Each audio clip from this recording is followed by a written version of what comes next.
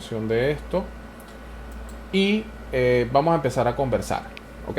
Mi nombre es David Rivas. Yo también, al igual que muchos de ustedes, soy ingeniero mecánico, egresado de la Universidad de Oriente en el año 2005, ¿no? Entonces, estamos en el 2023 y ya me duele un poco el cuerpo cuando me doy cuenta que tengo 18 años desde que inicié. Lo positivo de tener 18 años de graduado es que siempre me he mantenido haciendo proyectos. Y en la mayoría de esos 18, creo que aproximadamente unos 14 o unos 15, han sido, por un lado, en el área de equipos y por otra parte, en el área de piping. ¿Ok? Entonces, prácticamente mi trabajo se ha centrado aquí y esto es lo que yo quiero venir a conversar en estas semanas que vienen a continuación. Otra de las cosas que también estamos tratando de que se haga en este programa que se llama así, Más Ingenio, es compilar lo que son los equipos, las tuberías, con un poquito de componente de lo que es CAD o lo que en este momento vamos a utilizar AutoCAD como herramienta de apoyo. Sin embargo, la única herramienta CAD no es AutoCAD y vamos a distinguir por qué algunos sí y por qué algunos no servirían dentro de piping. ¿Ok? Bien, ¿por dónde empezamos esto? Nosotros tenemos una programación, ustedes ya tienen la programación dentro de su contenido, a lo mejor la semana que viene la calibramos un poco y vemos cómo vamos, pero el día de hoy nosotros, dice la programación que vamos a empezar a hablar de equipos. Sin embargo, yo quiero organizar un poco la conversación y esa conversación quiero empezar a hablar de realmente lo que son proyectos de ingeniería. ¿Ok? Y quiero hablar de proyectos de ingeniería porque para yo entender piping, yo necesito entender de proyectos. Imagínense que nosotros vamos a hacer una simple línea, ¿ok? Y además quiero también que empecemos a distinguir entre el diseño mecánico y el diseño hidráulico. Imagínense que yo necesito simplemente, pues tengo un tanque, ese tanque tiene una conexión, vamos a ponerle una válvula porque aquí vamos a aprender que siempre yo debería tener cómo aislar el equipo, ¿ok? Eso es básico. Nosotros acá, ese tanque, que además no lleva ningún tipo de soporte en el piso, vamos a hacerlo como un diagrama de tubería. Ese tanque se conecta directamente con una bomba, por ejemplo, ¿ok? Y luego tenemos que eso va hacia un drenaje cerrado. Cuando nosotros estamos en la universidad y nosotros trabajamos con la parte hidráulica, lo que suele suceder es que de repente nos mandan a calcular el W o la potencia de la bomba y nosotros lo que hacemos entonces es que utilizamos una ecuación de Bernoulli y decimos, bueno, ¿cuánto le falta a la bomba o cuánto tiene que poner la bomba para que la presión aquí, si esta es la presión 1, para que aquí yo tenga una presión 2? Y al final no es más que un balance de altura donde la bomba lo único que hace es compensar esta diferencia de altura. ¿Ok? Y nosotros ahí aplicamos la ecuación y se encuentra el resultado. ¿Por qué yo le decía a uno de los Césares que tenemos acá en clases, por qué le decía que se iba a poner un poco triste porque íbamos a ir más allá del tema de la ecuación de Bernoulli? Porque nosotros en el diseño que venimos a ver vamos a contemplar otras cosas. ¿Otras cosas como qué? Otras cosas como, por ejemplo, que las tuberías no flotan y si yo esta tubería es muy larga y la dejo así, va a empezar a flectar. Se va a poner así. Como dice uno en Venezuela, se pone como un chinchorro. Entonces, ¿cuál es la solución? Pues la solución es que nosotros a lo mejor tenemos que colocar un soporte intermedio para que esta tubería no flecte. Y aquí quizás tenemos entonces que colocar otro soporte Y probablemente puede ser que aquí tenga que colocar un soporte, porque a lo mejor la vibración hace que este codo tienda a irse hacia allá. Por otro lado, tengo que seleccionar muy bien de esa tubería, por ejemplo, el material. Tengo que seleccionar también en algunos casos si esa tubería lleva o no lo que se conoce como insulation, ¿ok? O en este caso esto es aislamiento térmico. Debo también pensar si esa tubería así recta es necesario o la puedo usar así, o si por el contrario tengo que hacerle una especie de lazo de expansión para que esa tubería, cuando se mueva hacia allá y hacia acá, esto tome el efecto como que es un fuelle, un acordeón, y no se rompa, ¿ok? Entonces, fíjense las cosas que yo tengo que considerar en el diseño, más allá de simplemente la ecuación de Bernoulli y la potencia y la velocidad del fluido. ¿Cómo típicamente se inicia un diseño cuando se va a hacer este tipo de diseños? Evidentemente hay un cálculo hidráulico, ¿ok? Hay un cálculo hidráulico,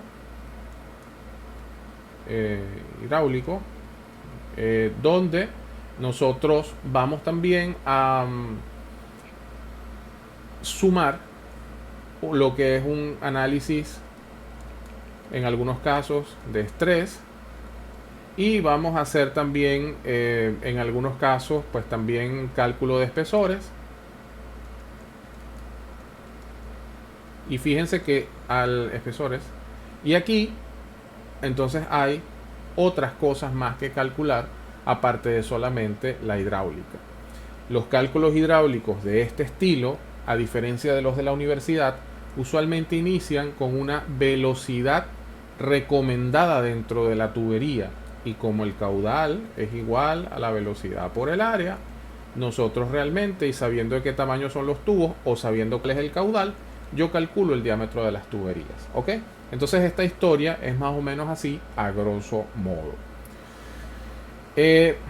David y... Ajá, César. Sí, ahora sí te escucho.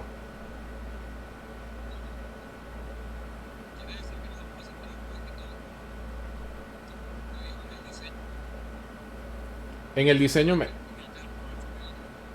Correcto. Nos vamos a concentrar más en el diseño mecánico como tal. ¿Ok? Bien.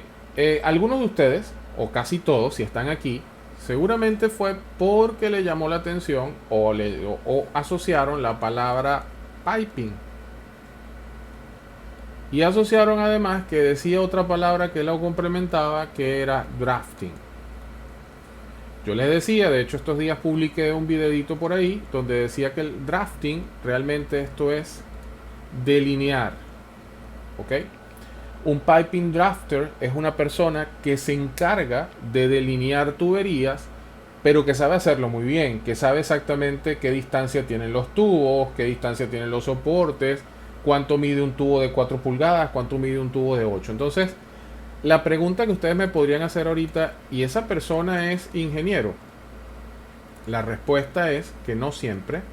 En algunos casos no es ingeniero. Estas son las típicas personas que muchas veces las encontramos como operadores de 3D Model. Las encontramos a veces también como se llaman proyectistas aquí en Venezuela. En otras partes pues también le dicen diseñador de tuberías, pero utilizan dibujantes también, ¿ok? Pero hay una diferencia, fíjate, hay una diferencia en las consultoras grandes, David. Hay una diferencia grandísima entre un dibujante y un proyectista. Un dibujante es un junior, un proyectista es un senior. ¿Por qué? Porque un dibujante simplemente yo le digo quita esta línea, pone esta línea y él está aprendiendo, ¿no? Evidentemente el destino de un dibujante es ser proyectista. Pero un proyectista es una persona que le digo simplemente necesito una línea desde un punto A hasta un punto B y esta es la bomba que va en el medio. Y esa persona sabe lo que tiene que hacer, ¿ok? Oye, no sé si vas a aportar otra cosa, David, y te atajé. Disculpa que te interrumpí. Perfecto. Muy bien. Entonces, este mundo tiene una gran cantidad de aristas. Ahora bien, ¿de dónde se alimenta el piping drafting? ¿Por qué el piping drafting no es de todo el diseño que se tiene que hacer en un sistema de tuberías? Bueno, vamos a ver un poco ese universo. Vamos a imaginarnos acá que un proyecto yo lo represento por este círculo. ¿Ok? Vamos a imaginarnos que este círculo es un proyecto evidentemente que involucra tuberías. Nosotros a esto lo vamos a llamar, vamos a dibujarlo aquí en amarillo porque no se ve, proyecto. Y en ese proyecto interactúan varias disciplinas. En ese proyecto interactúa, por ejemplo, procesos, porque eso que decía hace un ratito mi amigo César del cálculo hidráulico, dentro de las consultoras, la disciplina procesos es quien hace los cálculos hidráulicos. Y aquí es donde empiezan a salir programas como HYSYS, creo que es así que se escribe, HYSYS, Pro2, ¿ok? PyPhase. Entonces aquí es donde nosotros hacemos la estimación hidráulica de las tuberías. Simplemente con esto lo que hacemos es dimensionar los sistemas de tuberías. Dimensionar, ¿ok? Es decir, cuál es el diámetro, dónde van las válvulas y quizás buscar el performance de los equipos. Luego que nosotros tenemos esos procesos, vamos también con la parte de mecánica. En algunas consultoras el ingeniero mecánico es la persona que se encarga de equipos. En otras consultoras hay algunas que lo llaman Equipment Engineer o ingeniero de equipos como tal. Y evidentemente pues dentro de equipos tú tienes las personas que trabajan con rotativos y las personas que trabajan con estáticos. Yo hoy quería con ustedes conversar porque no es lo mismo trabajar en equipos estáticos y equipos rotativos cuando nosotros estamos en el área de construcción que lo que se hace en el área de ingeniería, ¿ok? También es necesario que si yo voy a tener equipos, esos equipos, como les decía, no flotan sobre la tierra, esos equipos son extremadamente pesados y por lo tanto yo tengo que preparar el terreno, tengo que colocarle algunas fundaciones y esos equipos que nosotros tenemos entonces van a necesitar que tengamos una disciplina civil para nosotros entonces colocar todos esos equipos y tuberías. Y ahí los civiles tenemos civiles para la parte de fundaciones, para lo que es movimiento de tierra, para lo que es también pues la parte de todo lo que son excavaciones, tanquillas, todo este tipo de cosas, ¿no? Todo lo que tiene que ver con dónde van a estar colocados estructuras metálicas incluso.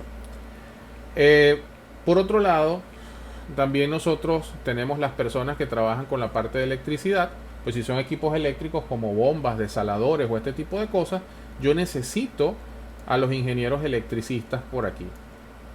Y estos señores hacen todos los balances de carga, diagramas unifilares, toda esa iluminación, todo eso que hacen los electricistas.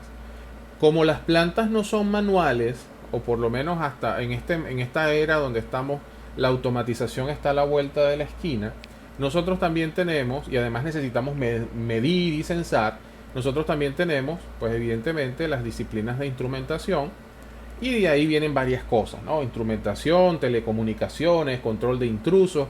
Hay una cantidad de cosas que muchas veces trabajan nuestros colegas de instrumentación.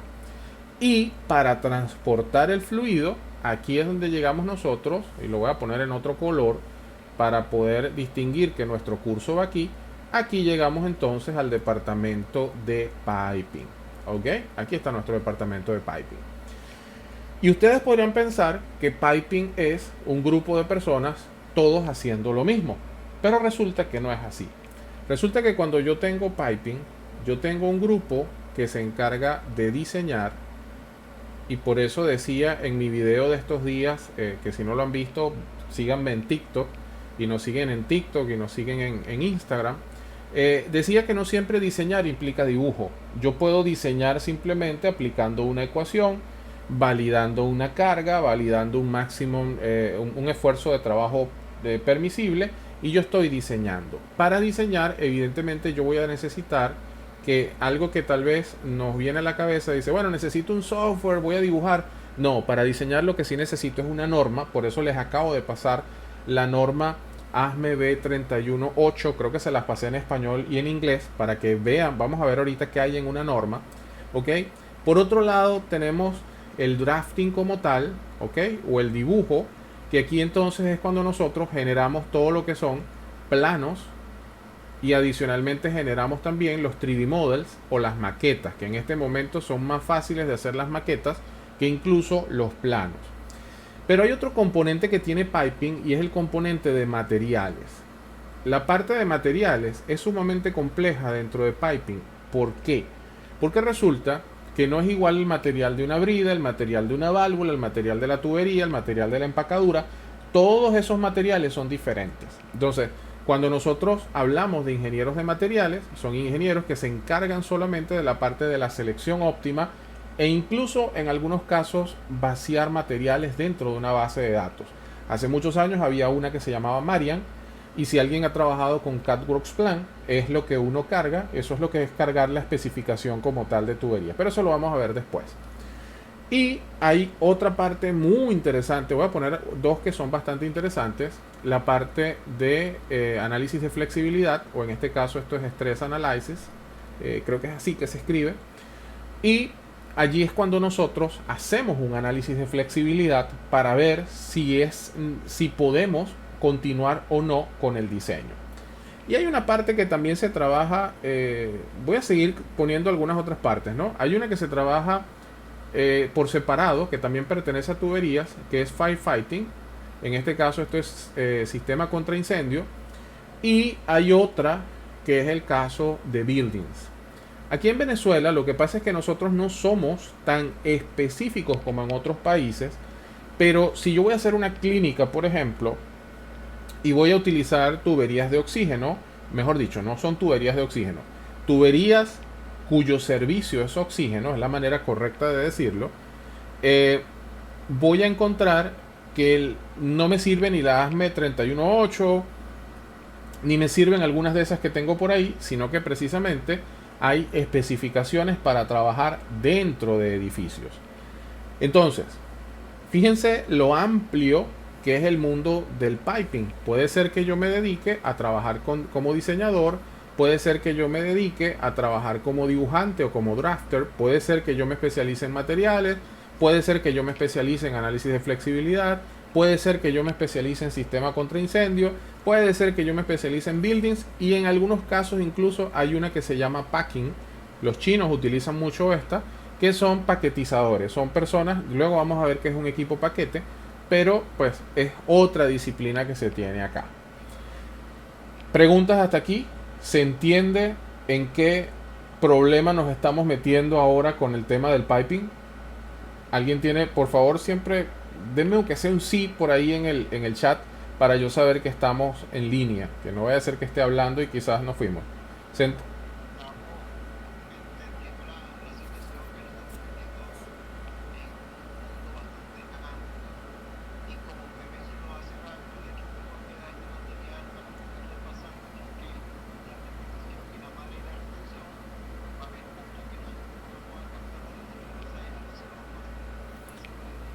Perfecto. Bueno, genial. Entonces, este es el contexto, ¿ok? Este es el contexto en el cual nosotros vamos a estar trabajando. Nosotros, de todo este universo que está acá, vamos a tratar de centrarnos aquí entre diseño y drafting, un poquito de cada cosa, ¿ok? Bien, para que no les quede la curiosidad de qué hace estos señores, porque también como aquí ingenieros mecánicos, nosotros somos un poquito curiosos. Realmente, ¿qué es lo que sucede? ¿Y cuál es una de las cosas que mantiene a lo que es el diseño de sistemas de tuberías? Cuando nosotros hablamos de diseño de sistemas de tuberías y vamos al tema, vamos a recordar aquella famosa curva, ¿no? Aquella famosa curva que era una cosa más o menos así. Si alguien la recuerda, por favor me pone por ahí. Sí, vamos a ver si solamente esfuerzo de formación. Oye, qué impresionante como nuestro cerebro recuerda solamente la silueta, ¿verdad? Entonces es interesante porque todos los cálculos y los diseños que se hacen dentro del mundo de las tuberías se hacen más o menos por aquí. en esta área. Recordando que hay una zona elástica como tal, una zona elástica que está por aquí. Eso lo vamos a explicar después para aquellos colegas que a lo mejor no sean del área. Y hay una zona de deformación plástica. Entonces, pero lo interesante es que todas las normas nos restringen aquí. O sea, todos los números que ustedes vean de diseño de tuberías siempre van a estar en la zona elástica. Por eso se dice que cuando un sistema de tuberías falla, casi nunca es por el tubo, sino que es por un elemento como una brida o como una válvula, porque nosotros estamos trabajando con algo que está súper sobre hiper diseñado. ¿Ok? Bien, entonces nosotros tenemos esfuerzo. Por otro lado, voy a hacer un repaso por aquí y cuando nosotros necesitamos que algo realmente no se mueva, ¿ok? Cuando yo quiero que algo realmente no se mueva, quiere decir que las sumatorias de fuerza que tengo en X, en Y y en Z, todas son iguales a 0. ¿Sí? Pero además de que no se mueva, yo también necesito que eso no gire, no tenga momentos. Entonces, los momentos en X, en Y, en Z, todos tienen que ser igual a 0. Con estas condiciones, yo logro que realmente algo sea estático. ¿Ok? Para que algo sea estático, hablando mecánicamente, tanto no debe haber desplazamientos y tampoco debe haber torsión de ningún tipo, ni debe girar de ninguna manera. Ahora, pregunto, ¿las tuberías son estáticas? ¿Realmente los sistemas de tuberías son estáticos?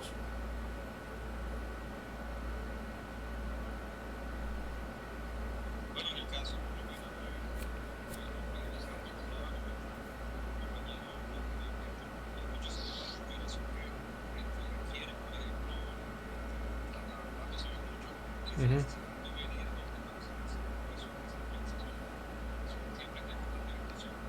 Ok, ese es un caso, la vibración. Otro caso que hace que no sean estáticos, golpes de ariete. Ok, el golpe de ariete genera una dilatación en la sección transversal del tubo. Otro caso que hagan que no sean estáticas.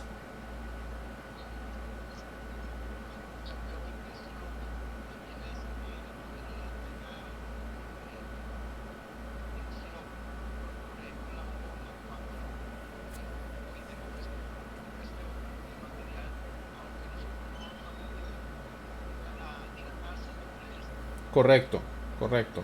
Noredi, correcto. Por ahí mi amigo también Robert y mi amiga Noredi sí, coincidieron por allí y es correcto.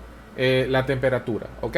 Yo lo que estoy haciendo aquí hoy es un paneo para aquellas personas que a lo mejor vieron esto disperso en la universidad y vamos a ver cómo lo vamos a utilizar acá. Había una fórmula, creo que la cosa era así, que la deformación era un coeficiente alfa por una diferencia de temperatura y esto se cumple solamente cuando el material, siendo así, si el material se deforma igual en todos los ejes. Hay materiales que son isotrópicos, otros que son anisotrópicos, pero bueno, lo cierto es que sí, las tuberías se mueven, ¿ok? Entonces, la pregunta, ¿por qué vino todo esto? Es ¿qué se hace cuando nosotros hacemos un stress analysis o un análisis de flexibilidad? Bien, yo tengo una tubería y esa tubería pues quizás se conecta con una bomba. Vamos a ver este caso, ¿ok? Cuando yo tengo, y vamos a suponer que esta tubería viene por acá, así, de algún sitio. Esa tubería tiene un soporte acá, tiene otro soporte, tiene un soportico por aquí, ¿ok? Y yo empiezo a darme cuenta o pienso tal vez que como la tubería es estática, o eso es lo que piensa alguien que no conozca esto, dice nada, yo simplemente la conecto y ya, total, la tubería no se va a mover. Pues resulta que la tubería podría moverse porque tenga elongación en este sentido, porque a lo mejor crece cuando tenga algún cambio de temperatura, o puede ser que la tubería se vaya hacia acá porque también tenga alguna elongación en este eje, o puede ser simplemente que esa tubería tienda, por el peso de la misma tubería, tienda a irse hacia arriba, tienda a girar, ¿ok? Entonces, cuando ¿O qué es lo que hace un analista de flexibilidad? Un analista de flexibilidad es una persona que estudia los diferentes puntos de carga que tiene la tubería, que bien uno de los puntos de carga suelen ser en soportes, en bridas, por el peso, y cada uno de esos puntos que esa persona estudia, evidentemente lo hace por nodos, ¿ok? Es un análisis nodal lo que se hace, y adicionalmente busca todas estas 6 condiciones en cada uno de esos nodos. Fuerzas en X, Y y Z aquí. Momentos en X, Y y Z aquí. Luego lo vuelve a hacer aquí, aquí, aquí, aquí. Y cuando llega a este punto, aquí pasa algo particular, que es que las boquillas de los equipos también vienen con una carga máxima permitida. Entonces, con los soportes no hay tanto problema, porque los soportes nosotros calculamos la carga y un amigo civil nos calcula el soporte. Pero yo no puedo calcular un equipo, sino que simplemente ya el equipo viene con unas cargas predefinidas ya por normas, ¿ok? Entonces nosotros, ¿qué es lo que hacemos? Para las tuberías existen normas específicas, pero para los equipos también, ¿ok? Para los equipos existen normas. Y en este momento vamos a revisar, o luego vamos a revisar cuál es la condición con la cual un equipo pasa o no pasa, o mejor dicho, un sistema pasa o no pasa. Si los esfuerzos que genera la tubería en la boquilla del equipo son mayores a los que tolera el equipo, yo entonces diré que el equipo no pasó. Voy a mostrarles algo, a ver por acá. 650, 2000. Ok, no la tengo aquí a mano, pero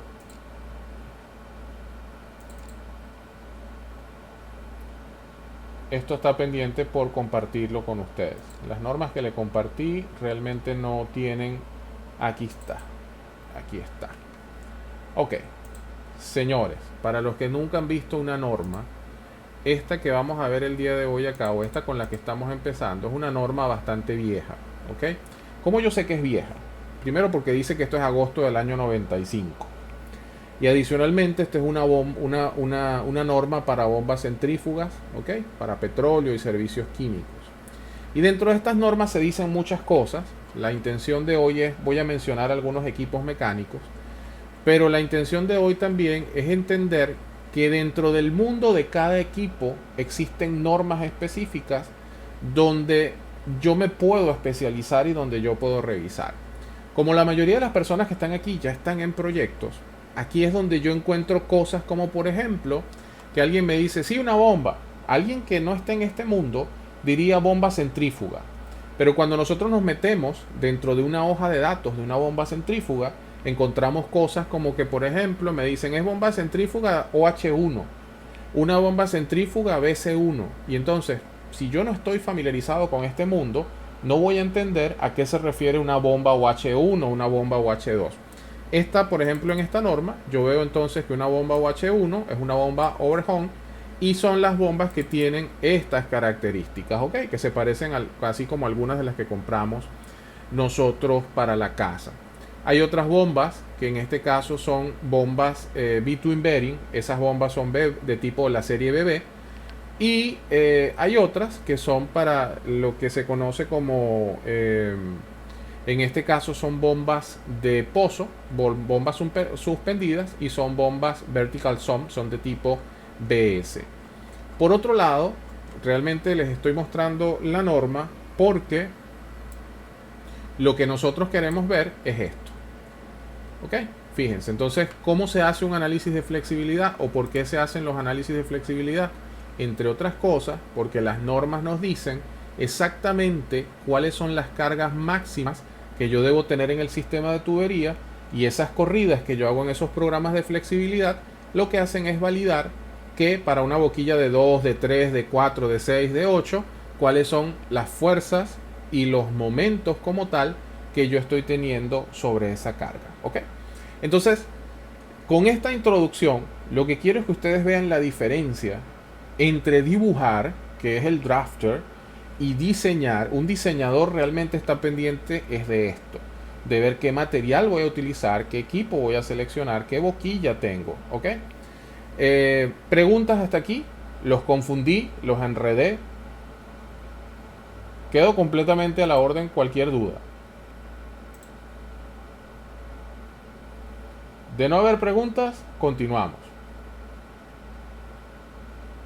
Ok, bueno, la clase que nos toca el día de hoy, o el objetivo de nuestro día de hoy y la próxima clase, realmente es hablar de equipos mecánicos. Evidentemente va a ser una introducción, los equipos son bastante complejos, pero pues ya hablamos un poco de lo que era ese mundo de proyectos, dónde estamos nosotros en el piping y por qué nosotros vamos a hablar de drafting. Y alguien podría preguntarme, decirme, David, pero ya va, si vinimos a un curso de diseño de piping drafting y tú estás diciendo que es dibujo de tuberías, ¿por qué tenemos que hablar de los equipos? Pues tenemos que hablar de los equipos porque los equipos es el destino de las tuberías, ¿ok? Entonces yo necesito entender un poquito de los equipos y algunos otros conceptos. Para ello vamos a utilizar por aquí, vamos a ver, algunas cosas.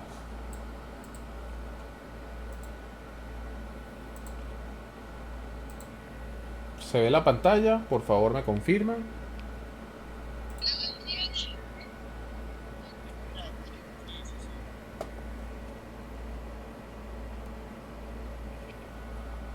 Ok, un minutito por aquí, voy a cambiar la red, que esto está como un poquito lento.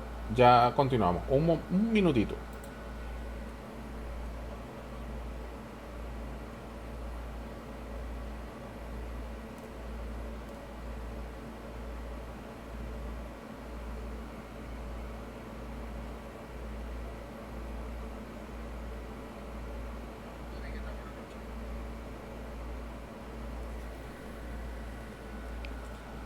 Ok, continuamos por acá.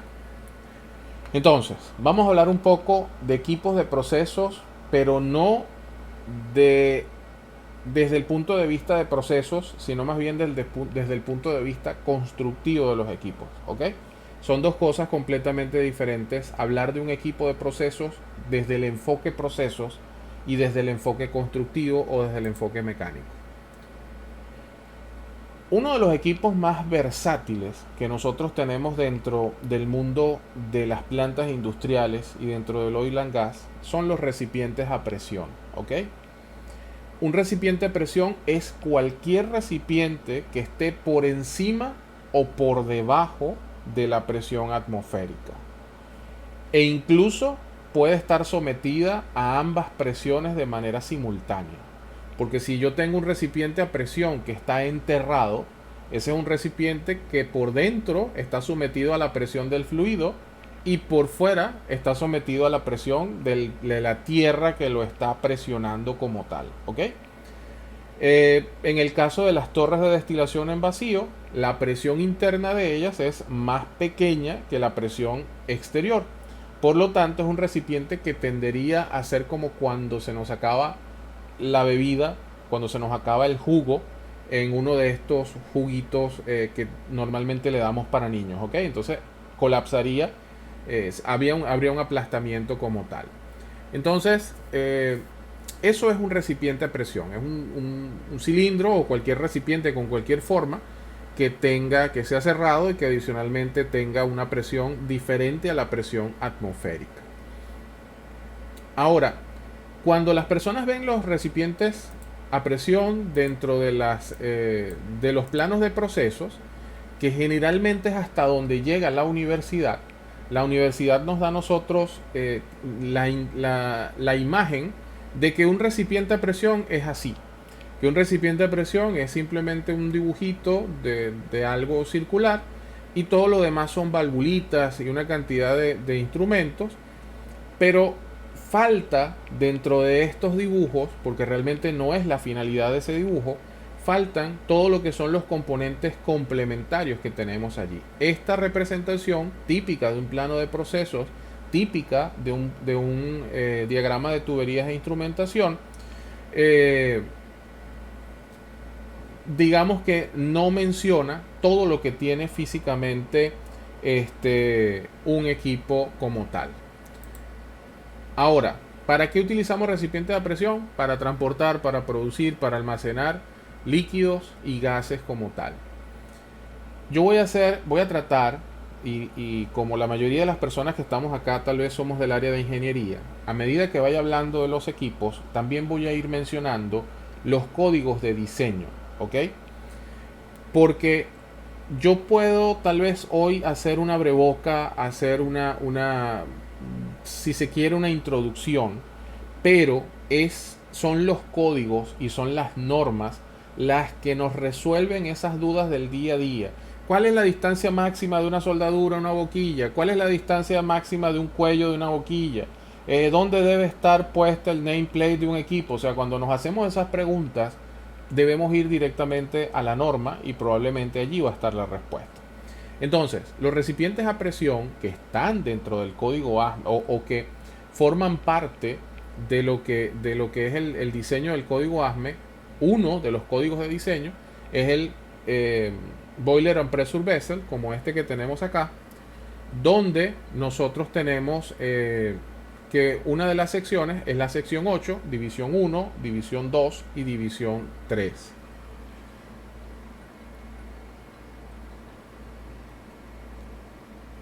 Ok, vamos a...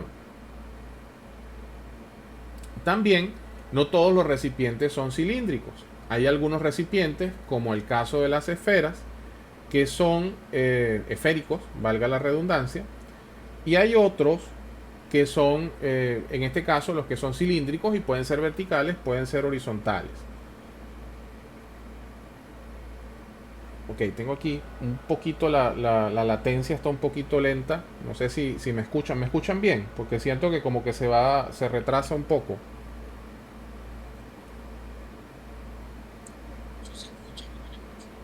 Ok, ok,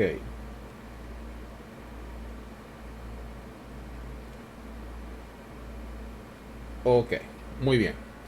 Bueno, vamos entonces, les comento, ¿no? O sea, algunos son esféricos y algunos son cilíndricos.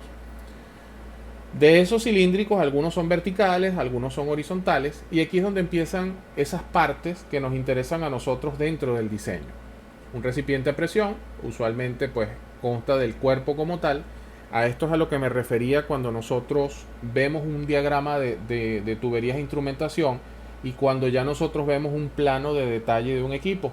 Porque en el plano ya del equipo vemos que aparecen los soportes, aparecen las plataformas, las escaleras, cosa que no vemos en un plano de procesos.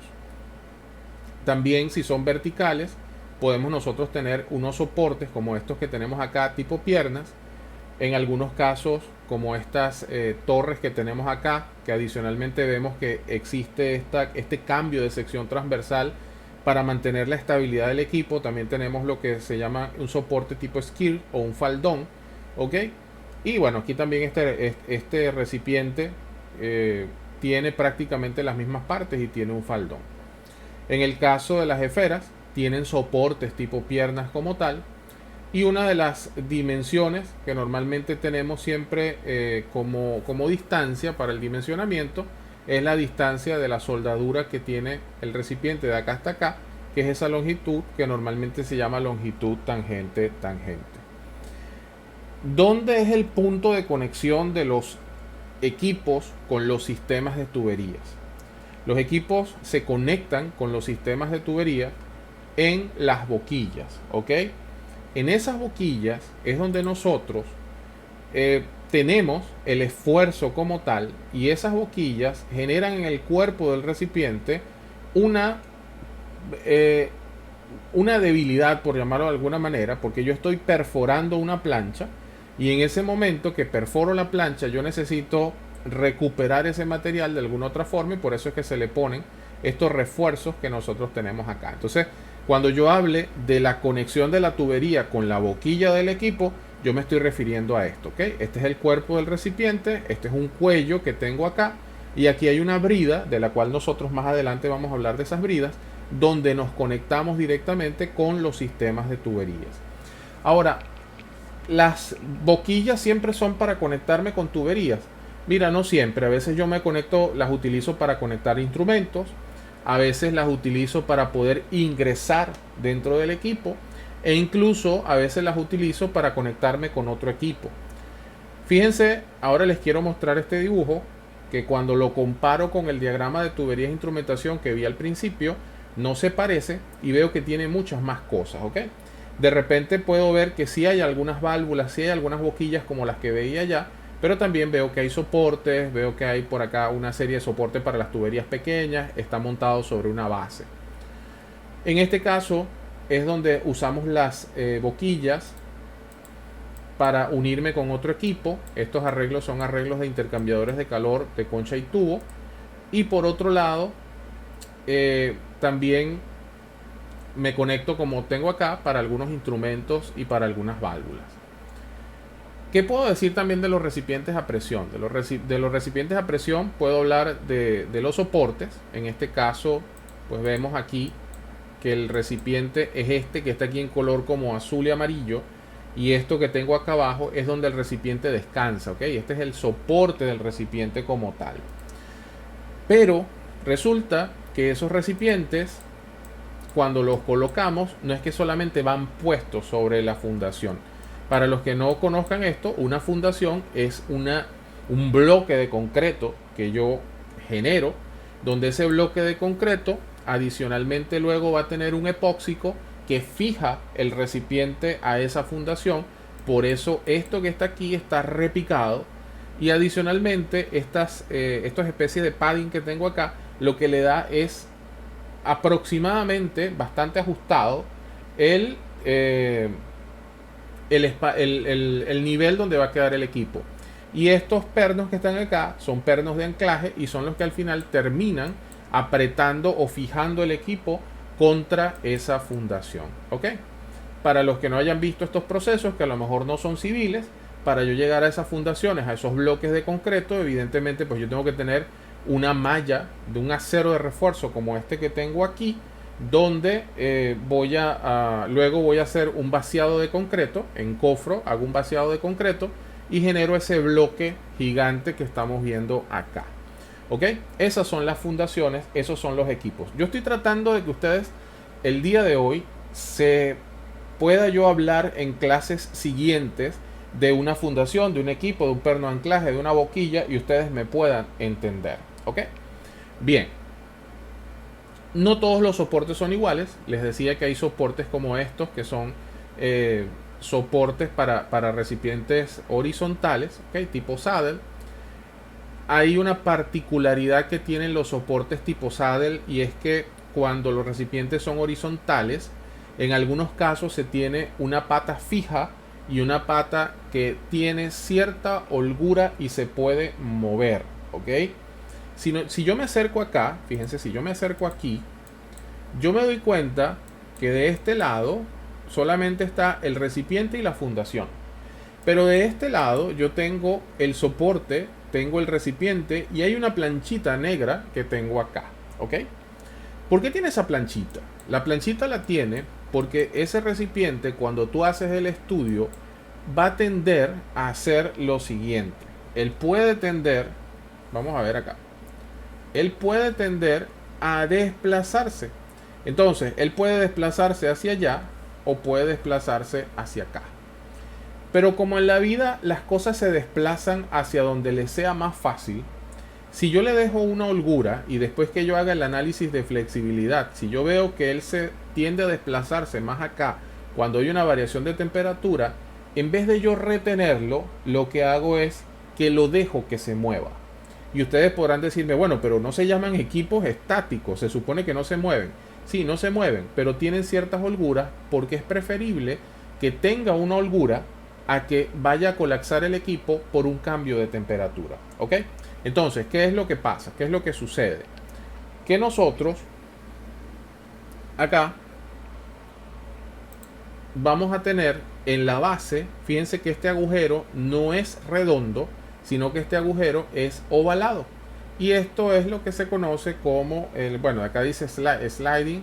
Ahí a veces uno encuentra que esto es slide side, o el lado que desliza, o el sliding side. Entonces, este agujero que tenemos acá, que también acostumbran decir que es el agujero chino, esto que tenemos nosotros acá es donde pues se desplaza o ese espacio muy pequeño que tiene el recipiente para moverse. La pregunta es, ¿y por qué la planchita? Ah, bueno, porque esta planchita, este flon, si yo dejo que el recipiente se esté moviendo todo el tiempo sobre el concreto, también me lo voy a comer, ¿ok?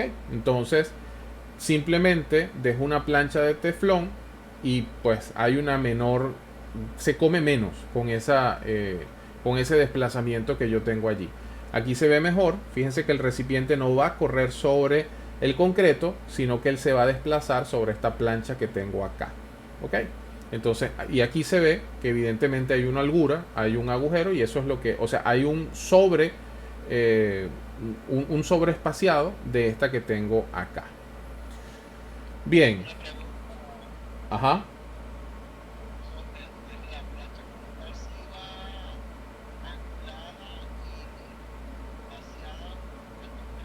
correcto, corre, correcto,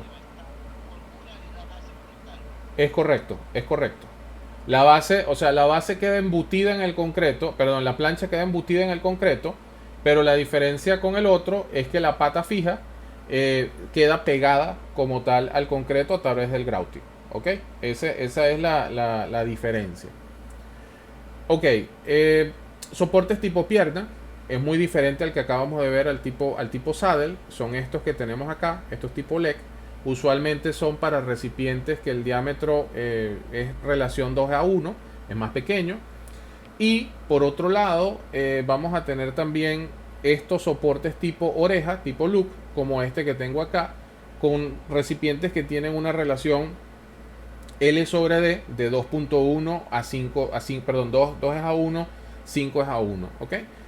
¿Qué les quiero decir con esto? Para que estos soportes chiquitos que tenemos nosotros acá funcionen, tiene que haber una relación bastante cercana y no puedo, y solamente en ciertas condiciones yo podré colocar esto. Y usualmente son para recipientes pequeños. Y cuando yo me refiero a recipientes pequeños, son recipientes, nada que ver, por ejemplo, con esto que tenemos acá. Donde estos recipientes, incluso para que el faldón mantenga la estabilidad como tal, tuvieron que meterle barras rigidizadoras en la parte interna, perfiles metálicos, porque si no, el faldón se va a deformar. ¿Ok? Entonces, estos son faldones. Otra de las cosas que es importante, ya esto es, yo les mostré hace rato, vamos a ver, yo les mostré hace rato esta foto, voy hacia atrás, esta que está aquí, y esa que está ahí. Después tenemos nosotros algo parecido a esto, donde ya el equipo queda sobre la fundación, ya esto se le ha aplicado grout y adicionalmente esto ha sido torqueado. Interesantísimo. Resulta que este equipo tiene un 0 acá. Y nosotros, en este curso, para nosotros este 0 es vital. ¿Por qué? Ya se los voy a decir. Resulta que cuando nosotros estamos en una planta, ya voy a aprovechar de mantener, si se quiere, voy a irme adelantando algunos conceptos, ¿no? Pero resulta, yo siempre hago este ejemplo, los que han visto curso conmigo seguramente ya han visto este ejemplo como 500 veces, pero siempre lo hago porque es la mejor forma de entenderlo. Los que estamos en el estado Anzoátegui tenemos una forma más o menos así.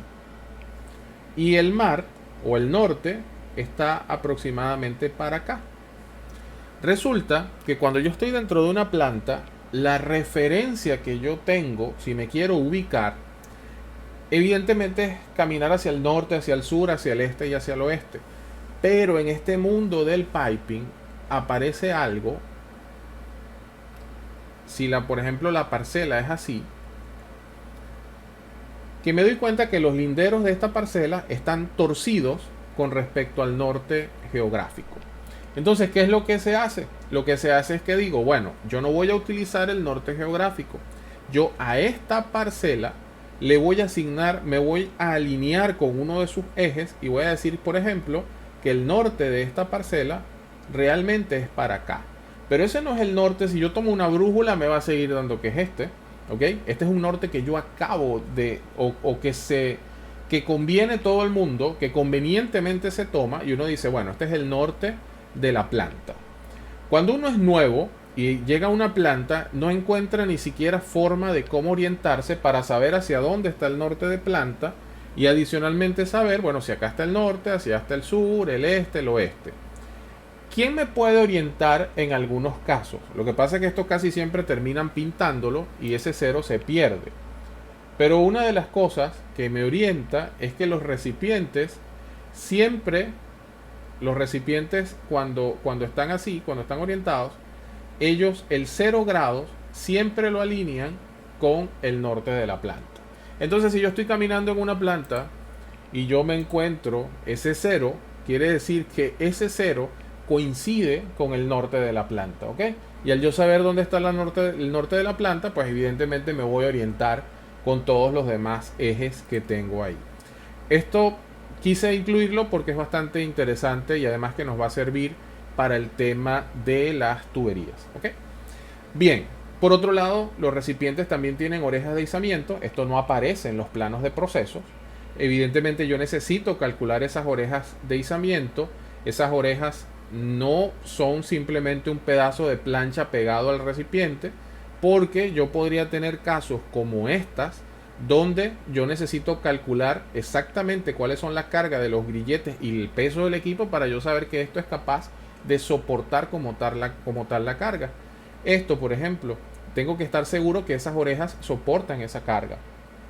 Y por otro lado, existen otras planchitas. Esto no es oreja de izamiento.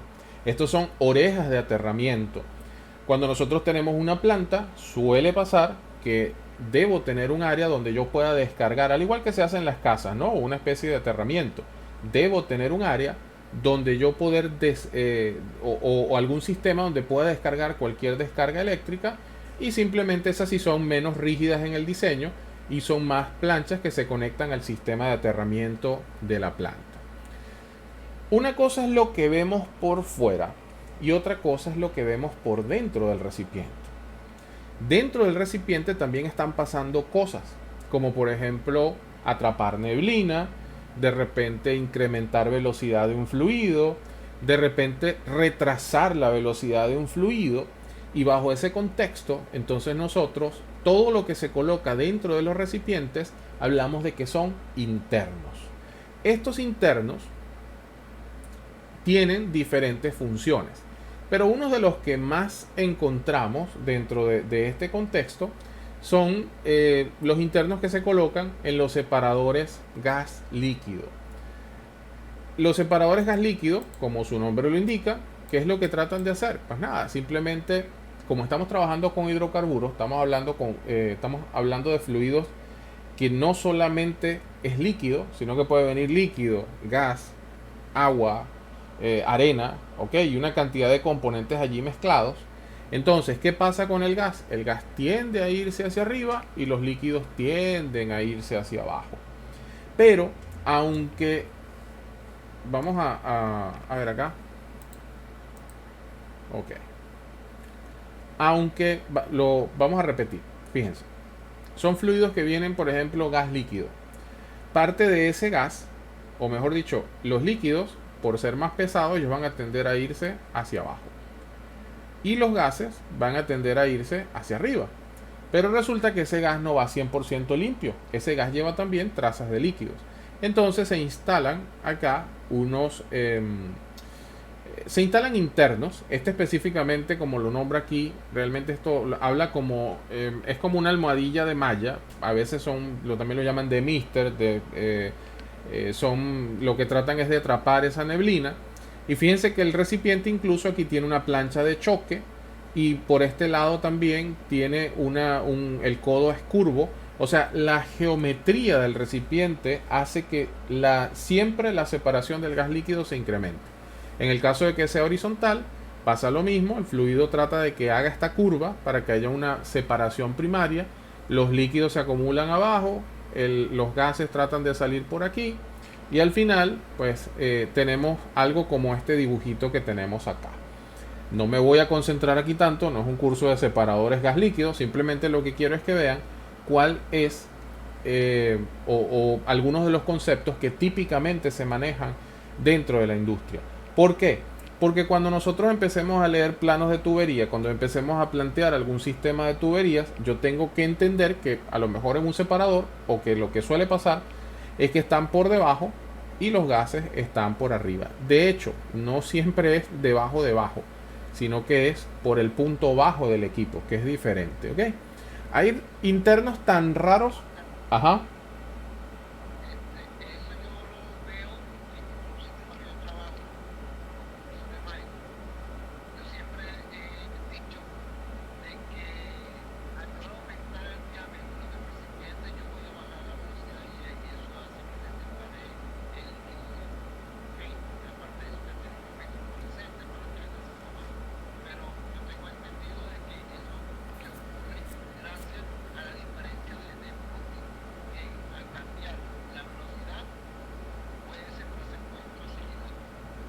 Sí, allí bueno, habría que hacer esos cálculos, vuelvo y repito, no me voy a meter con el cálculo del equipo como tal, pero en el caso tal vez del refrigerante, no sé cómo se comporta el refrigerante cuando llega a estos recipientes.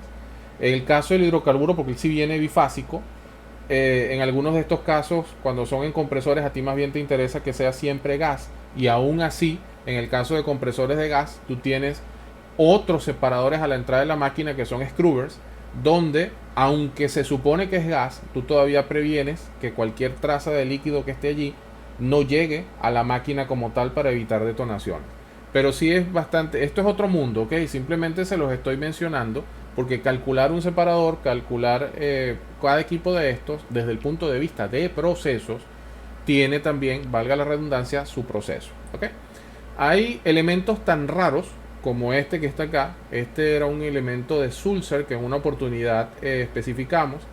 Todavía no he podido pronunciarlo en mi vida, solamente lo pronunciaba el americano que estaba en el proyecto, pero sí es un interno bastante particular. También era un demister, ¿ok?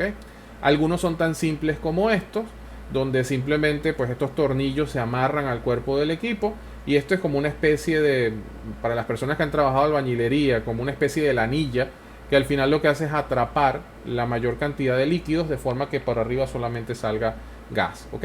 Algunos recipientes son trifásicos. Cuando hablo de trifásicos estamos hablando de que puedo separar en tres fases: gas, en este caso petróleo, y agua, ¿ok?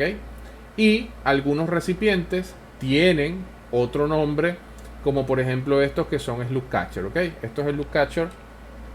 Cuando estamos en las entradas de las plantas, a veces tengo baches y yo necesito, puede ser si tengo mucho volumen, puedo hacerlo de esta manera, ¿ok? O puedo tener recipientes como este que tengo acá, donde simplemente es otra especie de separador, ¿ok? Nombres nuevos que tal vez han escuchado: separadores, scrubber, demister, slug catchers. Yo lo que quiero es que ustedes se empiecen a involucrar con este lenguaje cuando vayamos a dibujar algunas cosas de piping. También forman parte de ese grupo de recipientes a presión los strainers. Los strainers como filtros, como este que tengo acá, donde lo que tengo es que la tubería pasa por acá, la tubería sigue por aquí, y dentro del recipiente yo tengo un elemento filtrante. En este caso son tipo cesta, y lo que hago es que cualquier elemento no deseado va a quedar preso dentro de esta malla. En resumen, cuando yo hablo de un recipiente a presión, yo no estoy hablando solamente del dibujo y el esquemático. Yo estoy hablando también de un elemento físico que tiene boquillas, que tiene soportes, que tiene patas, que tiene estructuras, escaleras para llegar hasta ciertos puntos, orejas de izamiento, orejas de aterramiento, y realmente esto es lo que compone en construcción o en campo el recipiente como tal, y donde yo tengo que considerar ciertas cosas cuando me voy a conectar a él a través de los sistemas de tuberías. ¿Alguna pregunta? ¿Alguna duda? ¿Alguna inquietud hasta acá?